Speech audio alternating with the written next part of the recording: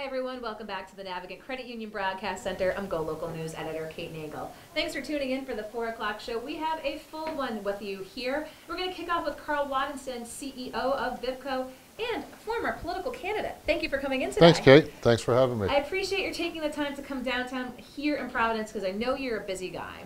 But one of the things I wanted to talk about after the election season this year, GoLocal wrote a couple pieces breaking down the election and political landscape here in Rhode Island. And one of the questions that we asked first was, what's the future of the RIGOP?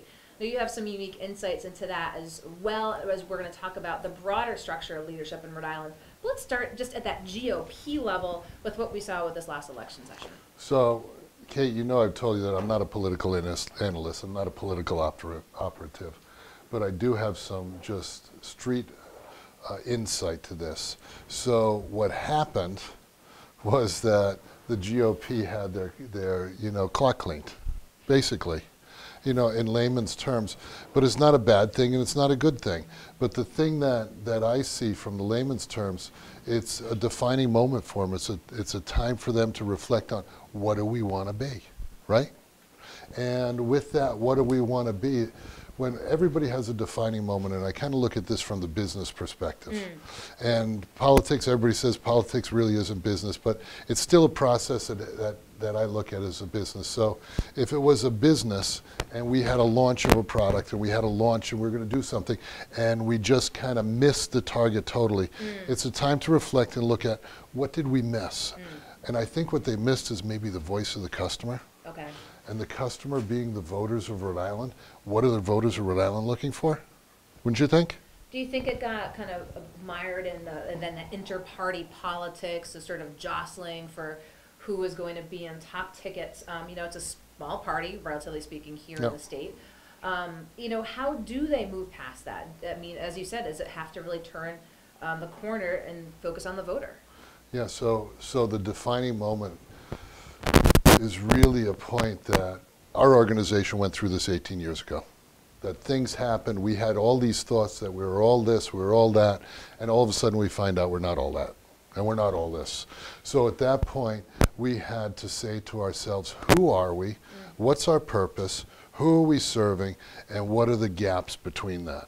So, as I look at it, the RIGOP really needs to go through a cultural change of what are they doing? What does it look like in Rhode Island? Because Rhode Island's so small, Kate, that a lot of the U.S. really doesn't care about Rhode Island, but Rhode Islanders deeply care about Rhode Island. And we deeply care about our politics too, no matter which side of the fence you're on. So it's a point that I think that the culture and the purpose and the mission of the GOP, they got to really look strong at it.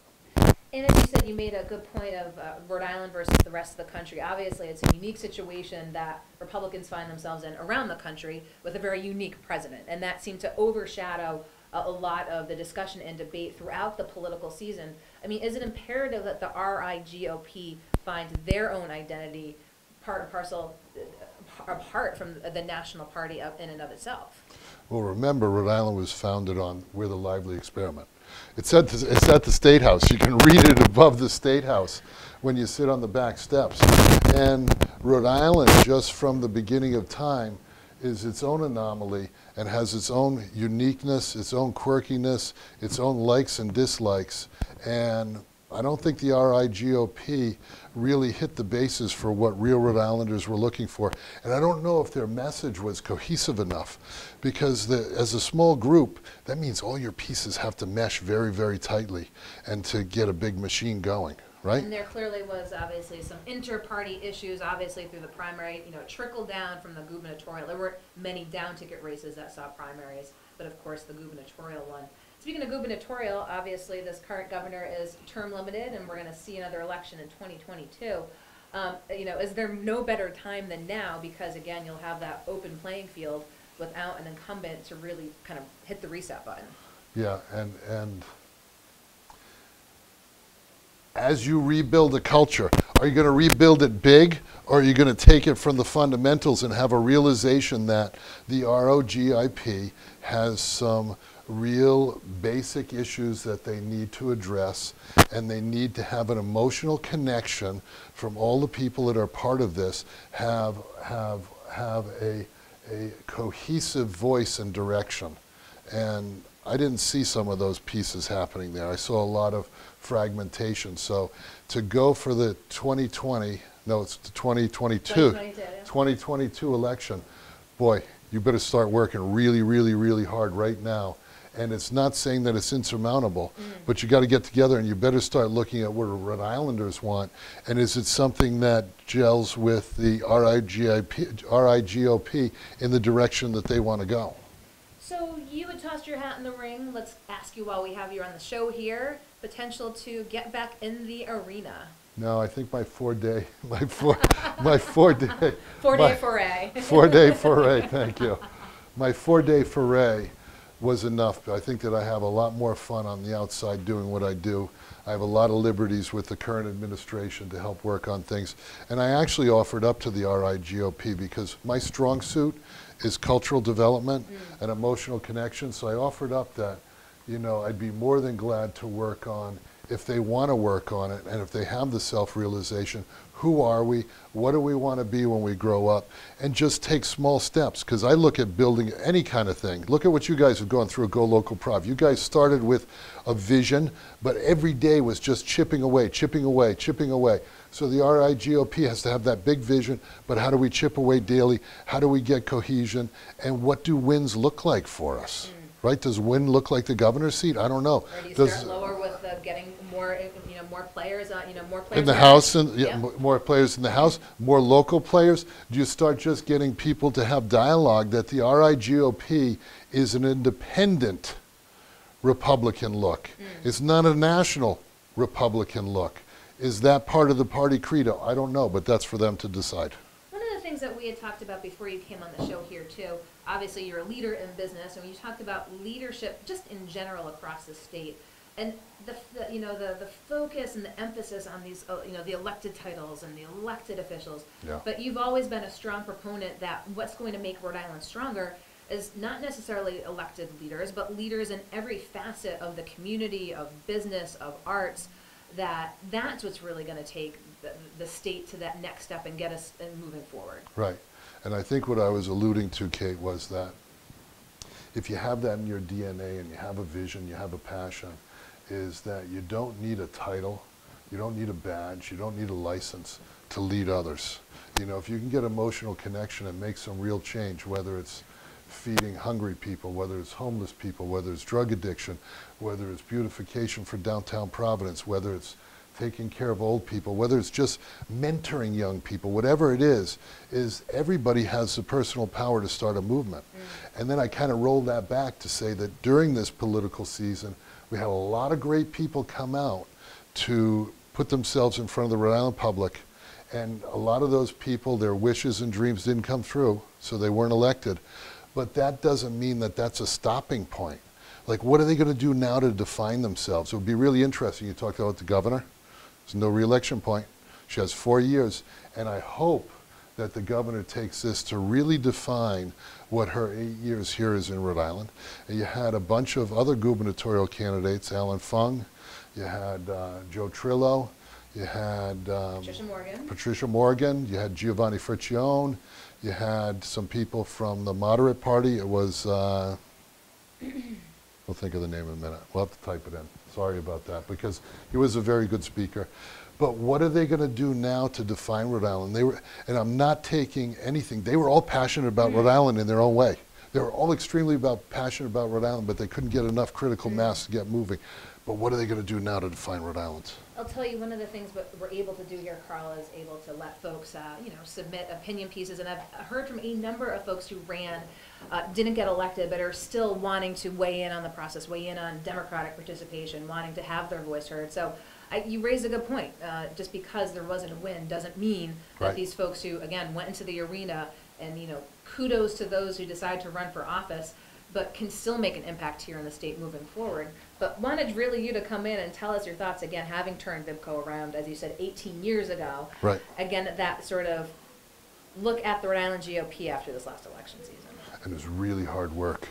Had it been the DNC, right? Had it been the Democratic Party, it would be the same, because I don't think any one of the parties are immune from what's happening now. Is a lot of fragmentation. We see it on the A Democratic side. lot with of the fragmentation. Progressives and the more conservative side of the party. It's happening right up at the State House. There's a reform caucus that is looking to put some pressure on the speaker for a number of items in 2019. As we let you wrap up here, Carl, we have you in the studio. Let's talk a little bit about that 2019 look at the Assembly. You know, what did you see in the last couple of years that helped move the state, especially from a business standpoint, forward? Let's talk as a business owner. You know, what you want to see, from the state to say, hey, this is how we can help business and the economy in Rhode Island. Well, some of the things, and I sit on the Commerce Board, so some of the things are the innovation grants that we're giving. The innovation grants are critical to connect universities, other organizations to private sector businesses to kind of develop new innovation thinking. And we have, I think it's a few $1 million in that. And we've given out, I think, $1.2 million or something. So don't quote me on the numbers, but it's been a lot of companies, and there's been some innovative things. So that's one good thing. And I've always been an advocate at Commerce Board. I've always been an advocate for manufacturing. And the governor and the rest of the board members know that when we have cranes in the sky in Providence, I'm always a hard sell on that. But what's going on now in downtown Providence is that vibrancy of young people, and we need this kind of thing, these kind of habitats for people, like the Wexford building that's going on right down the street here. Wexford, what are your thoughts on fame? Don't tell me no. you're the fifth being on No, not at all, not at all. And I think if a private investor wants to come into the state and invest, you know what, Rhode Island, you better wake up and let somebody come in here, because it's not the first one, it's not the last one, but this could be the one that puts us as a catalyst to start that momentum, because we already have critical mass here. Design, I don't care about it. I've been all over the world and all over the US, and there's all kinds of crazy things with design, right? It's just whether it conforms to the building codes and the fundamental things. So, but I've been focusing more of my time at commerce, and that's kind of out of the bailiwick of commerce. Yeah, it is, I know, but of course we'd like to ask folks when they're here in studio. So I appreciate your taking the time. I know you're a busy guy to come here. Thank you. To talk politics, business, and more. Carl Wattinson with FIPCO, thank you so much. Thank you. Great. I appreciate it. Happy holidays to everybody. Don't go anywhere. We're going to be right back with our next guest. Beautiful. Thanks.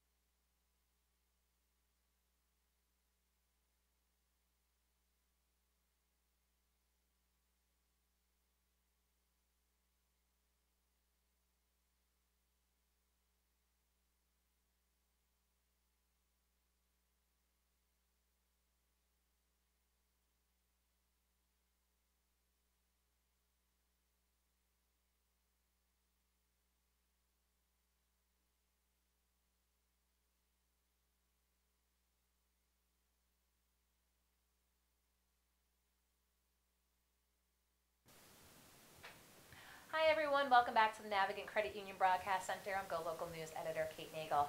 Thanks for tuning in for this very busy Wednesday afternoon show, and none more busy than teachers. I'd like to welcome in Shatea Woods with Teach for America in Rhode Island Native. Thank you for coming in. Thank you for having me. I appreciate your taking the time to come in and tell your story, because it's really a great one. Growing up here, going through programs, mentoringship, teaching, and now ending up at Teach for America. Yeah.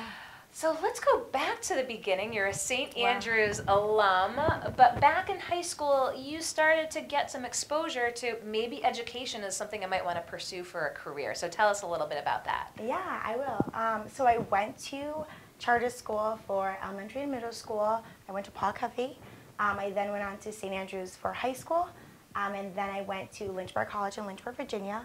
And it was throughout my experience, mainly in college, but I did dip into it a little bit in high school. But it was in college when I realized just how passionate I was about the youth in this country, and especially in my city, and just making a difference in their lives. And I thought that difference started with their education. So that's how I started. And you participated in a breakthrough program. Tell us a little bit about that. Yeah, so it was actually called Summer Bridge when I was there. And it was a great experience where I basically was there throughout the summer and throughout the school year. And I was doing work for the next school year. So throughout the summer, for 6th grade, I was doing work for 7th grade. So you kept getting ahead. Yeah, I was getting ahead, and I think I've always had a love for education and a love for learning. And I got to foster that through Summer Bridge. And so let's talk, you have a very important person in your life, a mentor through the program by the name of Liz. So tell us how a mentor really helped, again, put this passion of yours and helped with the direction and where you are now. Yeah, well, I had great mentors throughout my life, and especially in elementary school and in Summer Bridge. And, you know, I had mentors like Liz and my 1st grade teacher, and they all helped me, they helped lead the way and showed me what it was to be a leader and what it was to voice your opinion and to be a voice for children. And it's so great that I now have the opportunity to be that voice for my kids. And let's talk a little bit about your path since college. You're with Teach for America now, but you had quite a bit of teaching experience under your belt already. Yeah. So tell us about after college. Yeah, so I majored in elementary education, so I had some experience in college. I then worked for Uncommon Schools as a summer teaching fellow for a summer, where that was when I really realized that there were a lot of inequities in this country, especially for Black and brown children. And it was at that moment that I realized I didn't just want to teach, but I especially wanted to teach in neighborhoods where kids were not getting the education that they so rightfully deserve. And so let's talk a little bit about that. Did you knew you were always going to come back to Rhode Island? I didn't. I actually planned to go back to New Jersey to teach for Uncommon Schools, but right before graduation I decided that I wanted to come home. You know, this is where I'm from. Yeah. This is where I think I want to make my first impact, if that makes sense. Absolutely. So I think I wanted to start here, and then if life takes me somewhere else, I'll go where it's meant to be. But. So let's talk about that first charter school teaching experience here and what folks, tell us a little bit about that. Yeah, so right now I'm working on Achievement First, and I'm so proud to say that. I love AF. My kids are amazing. The families are amazing, and I just am so proud of the work that we do, but our kids work so hard every single day, and we keep the bar really high, and it's to show them that no matter where you come from, no matter what you look like, you can do anything, and it just feels so good to be able to do that.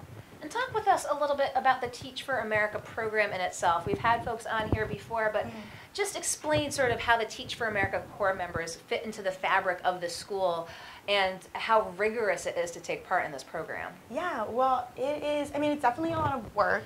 You know, you give up a summer to go to Philadelphia, and then you teach in an urban setting, so a school in an urban setting.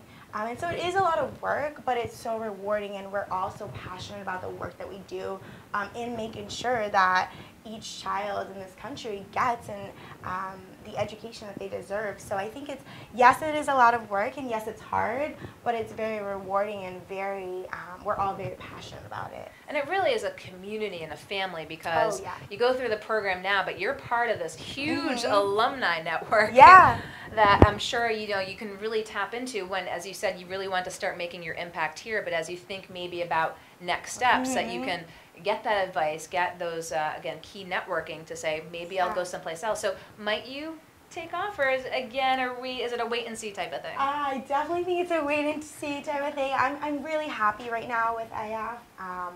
I'm really happy with what I'm doing with TFA, Teach for America. And so right now I'm kind of just teaching and loving what I'm doing, and we'll see what happens next. But it does feel good to know that TFA will be there for me even after I'm done with my 2 years in the Corps.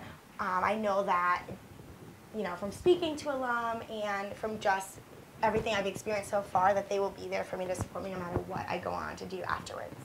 Let's talk a little bit about public charter schools as well. You've had the experience having gone to one and then teaching in one as well. You know, what do you think folks should know? It's oftentimes perhaps a difficult political battle for funding up at the State House, but that's on the legislative side of things. But when folks who might not have a student at a public charter or have any experience with it, what do you really want folks to know about that public charter experience? I guess there's a lot I could say. I think the biggest thing is that we're just on this mission to make sure that all children, especially Black and brown children, are getting the education that they deserve. And so I think that at the end of the day, like most teachers, we all have the same goal, which is to make sure that all children get the education that they deserve.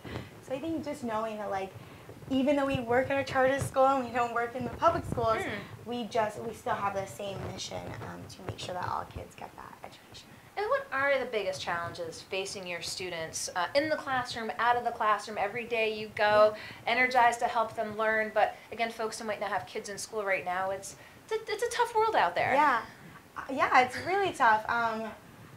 I don't know. I don't want to get too political, but I think it's really tough. We live in a world right now, especially in our country. There's a lot going on. A lot of people feel different ways. And so I think our kids are facing different things at home. We do have a lot of kids whose families are not from this country. So they're definitely dealing with things that, you know, I think I didn't deal with growing up. And a lot of Rhode Islanders probably didn't deal with. But they are very strong people, and they're coming to school every day willing to learn and wanting to just be the best versions of themselves. And I think that, like, that's all I could ask for as a teacher. So I'm really proud of them. Well, I appreciate your coming in to tell your story again, being that Rhode Island native, your educational experience, people who have been key in your education, from teachers to mentors, and then the path that's led you to Teach for America. Anything else you want to share with viewers while you're in here? You know, I lured you out. I'm sure you've got things to grade. You've got lessons plans to do. I do have some lesson prep to do. No, well, thank you for having me. Well, we appreciate your taking the time to come in. Again, most folks do know that Teach for America Corps members are here throughout Rhode Island, but glad we could bring you in to tell your story and tell you a little bit more about Teach for America. So Shatea Woods, thank you so much. I appreciate it. Don't go anywhere. We're going to be right back here in the Navigant Credit Union Broadcast Center.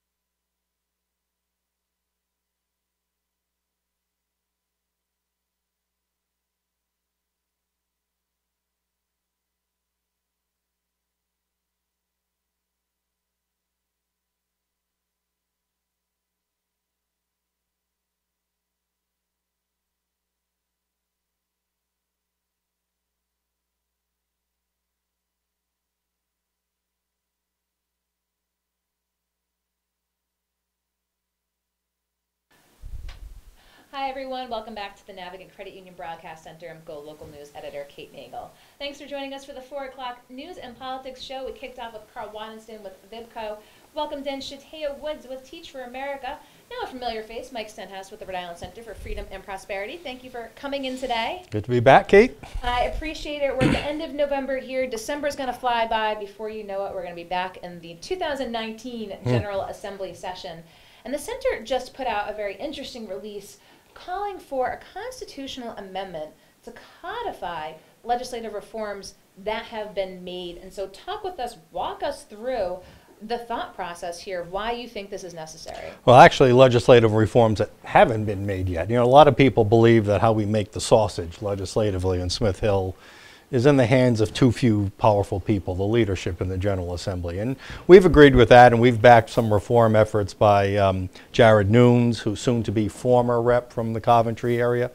And there's now talk about trying to do this again. I don't know that it's possible this year. We agree with those reforms. I just don't know that it's doable. But what might be more doable is if we take a longer term, more permanent look at it. Because remember, legislative law passed this year can be changed next year or in 2 years.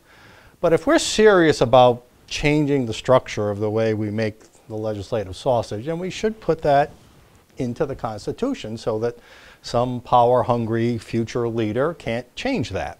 So again, it's our way of saying, let's be serious about this. So we think a constitutional amendment is the way to go. It might even give the Speaker and other leaders, knowing that it's a few years away, rather than, boy, if we vote on it next month, it's going to immediately. So it might even give them more room. I don't know. We haven't talked to leadership about it, but we think it's a pretty interesting idea. But it's a serious situation that should be handled seriously. And one of the things that you really are looking at, I saw in the release, is, again, that power that especially the Speaker's position holds. You want to see the Assembly be a more democratic body, things that come out of committee to get to votes. I mean, do you think that, again, you can get a good reception to this up on Smith Hill? I don't know. I think we're actually encouraging. See, right now, lawmakers really aren't representing their constituents. By title they are, but really it's the Speaker's agenda, it's the Senate President's agenda, and they are pretty much pressured to back it. So is that really representing your constituents? We suggest, now we don't agree that every bill should get a floor vote. We don't agree with that premise that some are making, because some bills are just ridiculous and shouldn't have any time. But every bill... You often have the bad bill of the week. Yeah, right, yeah. Well, yeah, but those are submitted bills. But we believe every bill should go through a robust committee process. The committee should vet out the reasonable bills and bring those to the floor, and they should reject the bills that shouldn't be. So we think more committee power, giving more committee, not waiting, Mr. Speaker or Mr. Senate President, can I take a vote on this bill or not, that the committee chairs should have a little more power, and the committees themselves. We think lousy bills should never make it to the floor for a vote, but any reasonable bill probably should get through the committee, but that's up to the committee to decide. So that's really how we'd like to see the shift from the leadership a little more to the committees. I know that was one of the bullet points. Talk with us a little bit about other reforms that you would like to see, again, codified. So along the same lines, how we appoint chairmen of committees and other leadership positions should be a little more democratic. I mean, again, you think back to what happened with the toll vote. There were a few Democrats who voted against tolls, and they were immediately, just at one person's whim, pulled off of their committee assignments.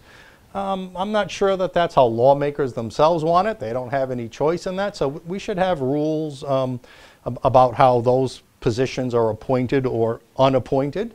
We also think this end of the session cattle call, the suspension of rules, which means that you don't have to go through the normal committee process. You don't have to go through the normal floor vote debate process. We just bring these bills up and vote on them. And you know, we do them by the dozens upon dozens upon dozens in the late night hours, all compressed within a few hours. That's not democracy. So those two things, how we suspend the rules. I mean, you've got to have a suspension of the rules process for real emergencies, right? If we're into World War II or something, or World War III, yeah, we got to have a way to bring things immediately up that are important. But also ending that cattle call. And it was interesting because obviously of the big races this past session, the focus on the Speaker in his district against Steve Frias, garnered so much because by lieu of the position being so powerful. When I asked about your thoughts on appetite up at Smith Hill for it, I mean, do you think that the Rhode Island electorate has an appetite for it, again, to see some of the power, again, not necessarily in the hands of one person? I think so. I think there'd be broad support. I think most voters are uneducated about it. It's kind of a nuanced thing, only for the wonks like you and I know how it works, and others. But yeah, I think once people understand that you're distributing power to your elected official, particularly, not just to one person from one district and one Senate district or one House district, then it has to get public support. But I also understand how difficult it would be for a Speaker or the Senate President to agree to these things, like next month, right? That's the way it works. You'd have to, well, in January, you'd have to agree. So our constitutional amendment idea it wouldn't be on the ballot until 2020. You could even set an implementation date of 2022 if you wanted to, right? You could do all kinds. It would give everybody a lot more room. We're thinking long-term, big picture, not just, you know, and if I could, I'd like to point out one other thing in our release. You know, we're not trustful of the progressive left who are also pushing for this. We may agree on the goal here, but our motives for this goal, we want it for long-term good government purposes. They want their leftist agenda to be brought to the floor and brought to floor votes this year. And that shouldn't happen either. They're doing it for very selfish, agenda-driven reasons, not for good government reasons. That's my view. And I'll challenge them. And I've been criticized for calling them out on this because we apparently kind of agree. But if you do support it, then support our constitutional amendment idea, because I don't trust that if you get power, you're not going to flip the rules back your way. So Very interesting, strange bedfellow politics potential there for, again, this constitutional amendment. But let's tack to one of the other things that the center has been working on, and actually some news that GoLocal has been breaking here this week. Union membership, union politics here in Rhode Island. The issue in South Kingston of an NEA labor leader being elected. Now, back in 2017, legal counsel writing about an 8-page letter basically outlining what probably couldn't be voted on, and that was pretty much, they said, most of the committee's business. So let's walk this back a little bit. The Ethics Commission has not been requested to give an advisory opinion by Ms. Markey, but they basically said there is no conflict for a public union official to be an elected official. who said that? The Ethics Commission didn't, it wasn't a ruling, it was a response to a press inquiry because they haven't been asked to make a formal ruling yet. But Well, the United let's take States the 10,000 Supreme foot Court, at her. right? The United States Supreme Court said in its Janus ruling last year that everything a public employee union does is political, inherently, 100%, because it either involves public policy or public money. And the union stands and its members stand to benefit from every single decision. So it's an inherent conflict of interest because it's inherently political, in this case what the National Education Association of Rhode Island does, of whom this South Kingston School Committee woman who was elected to the school committee, she's an executive with the NEA of Rhode Island. So she has almost a permanent, it's not just a bigger list, it's almost everything she would have to recuse herself from. Now, what kind of representation is that? I mean, there was some from her response was the voters had spoken and they knew that that's what they were getting, and to the victor go the spoils. So that's true. Yeah, but you got to remember this is a school committee race where you got a number of people being elected. Maybe 3 or 4 are up for election this year out of 11 people. It's not like It's not like these issues get exposed during a campaign like you would in a normal one-on-one race, where I could say, hey, nobody voted. I bet you most voters in South Kingston had no idea that she was a member of the NEA and that had thought through whether or not that's a conflict. So for that reason, it's going to create a mess up there. Listen, first, do I have a minute? You have. I'll give you 5. So let's go back. The Janus ruling, which means that no more government workers can be forced to pay their union if they don't want to. Okay, no more. That used to be the case. You had to pay one way or the other. Now you don't. And you can't suffer any recrimination if you do decide to opt out. They know they're going to lose membership because of that. In Rhode Island, because of a campaign we launched, mypaymysayri.com, because it is their pay and it should be their say whether they pay or not, we're already seeing hundreds of people downloading the forms to request out now, and that's going to grow into the thousands, and the unions are going to lose some of their financial power and some of their political power. So to combat that, what happened in South Kingston is specifically one of the things our national association warned us of that would happen. Among other tactics they would employ, they said the unions are now trying to get their people elected into public office so that they can manipulate and control policy and money, because if they're going to lose membership and money because of Janus, we got to find some way to bilk the taxpayers over here to make sure we maintain our power. And that's so you got to understand what's happening here. It's not just a conflict of interest.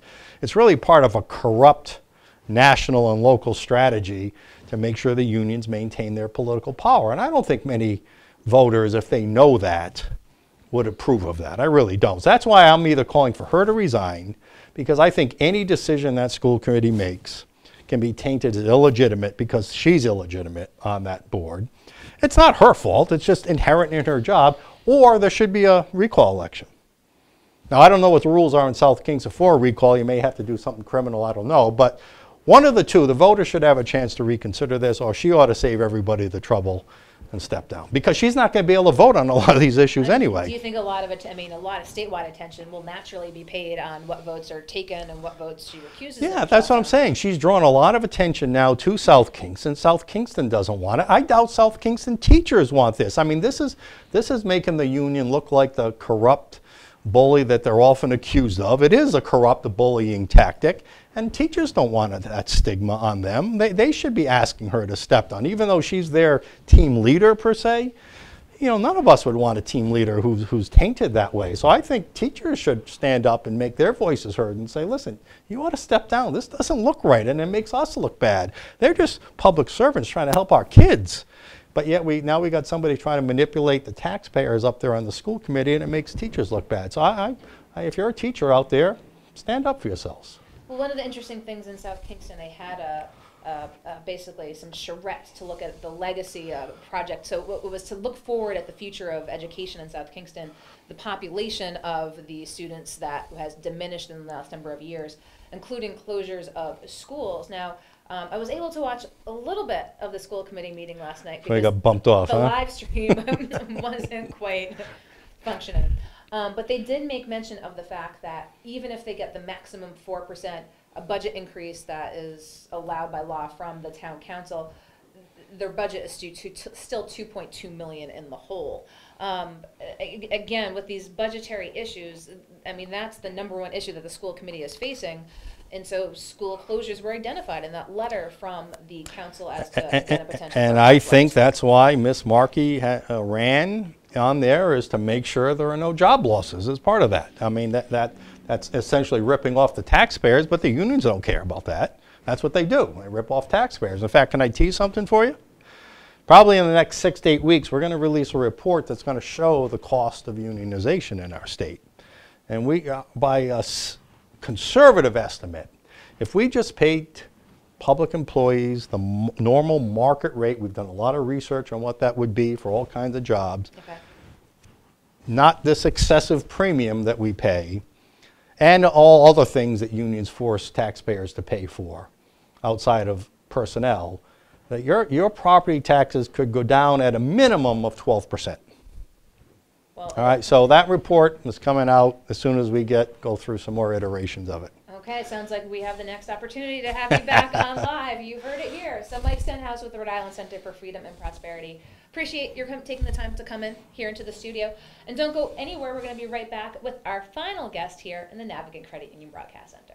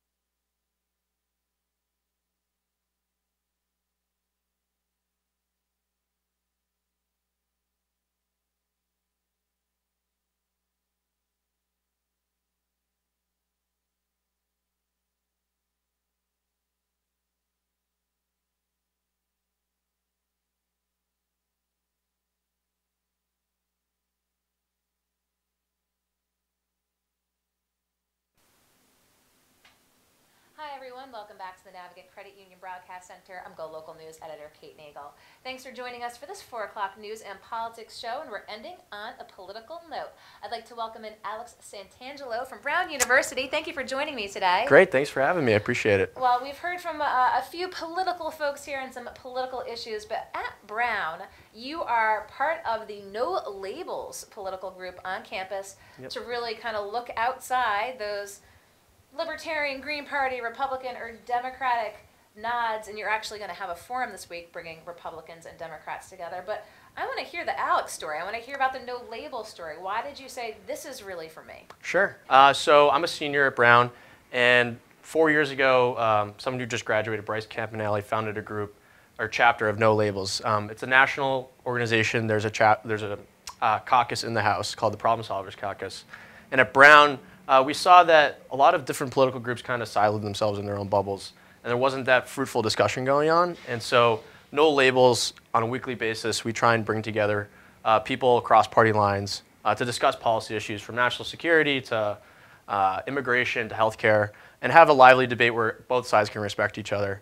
And then also, in addition to those events, or to the discussions, we really like to put on different events that bring the school together to engage in politics. So do you think this has a lot of traction among young people, again, to say, let's take a step back and really look at the broader picture, if you will? I mean, what's the reaction been from student body on campus and those who are participating? Sure. I think initially, I've gone through the election at Brown. I'm sure you reported on that in 2016. And I think a lot of people became disinterested in politics and fed up with the discourse that was going on around the country and just at school itself. And this event, I think, has energized people and been like, that's great, that's exciting. How did you even do that to get both sides in the same room? And we're really proud of that, and we're really happy that those groups are willing to do that. So it shows the progress that I think students and the school are making to work with each other. So you've got an event this week. Tell us a little bit about that. Sure. So we're calling it Our America. We're not using crossfire or debate. It's a discussion. We're hoping to cover 4 policy areas. Tomorrow at 6 to 7:30 p.m. at the Watson Institute at Brown. It's open to the public. There will be pizza served. Everyone loves pizza. We can all agree on that. And it'll be moderated by Professor of Public Policy Bob Hackey at Brown. And we'll be covering national security, healthcare, immigration, and election policy. Sounds like you've got some good issues to touch upon at this forum. Now, you're a senior at school. I'm assuming you've got some interest in politics after graduation? I've always been interested in politics. I've worked in Charlie Baker's administration before, but I've actually decided to go into the military next year, so I will be hopefully joining the Navy. I'm still applying right now. Could have followed a path into consulting or into private equity, but I'm really happy to pursue and serve our country. Well, I commend you for your commitment to service to this country and your decision after graduation. So after this forum for No Labels, you've still got this, I know it's senior spring. Yes. But what do you anticipate moving forward? Again, we just had an election, but now as the dust settles and folks are really trying to digest what took place, what do you anticipate might take place in the spring? Sure. So we're already, one of our members, Aiden, is working on a project putting together a panel of local politicians from Rhode Island. Recently, he just met today with Anna Quezada, who's a state senator in Rhode Island, to put together a panel about housing policy in Rhode Island. So we're trying to engage in local politics as well and continue that discussion and really keep that energy going. Post-election, there was a lot of buzz around these midterms. Everyone talked about how exciting it was, and we're hoping to carry that over into the spring and keep people engaged. Well, I always like to have students here locally and especially involved in politics, and with No Labels in the forum tomorrow night, we'll provide that link if folks are watching and are interested to see what young folks at Brown are debating on, again, at the No Labels forum tomorrow night. Anything else you want to share with folks about the organization and its mission before we let you go?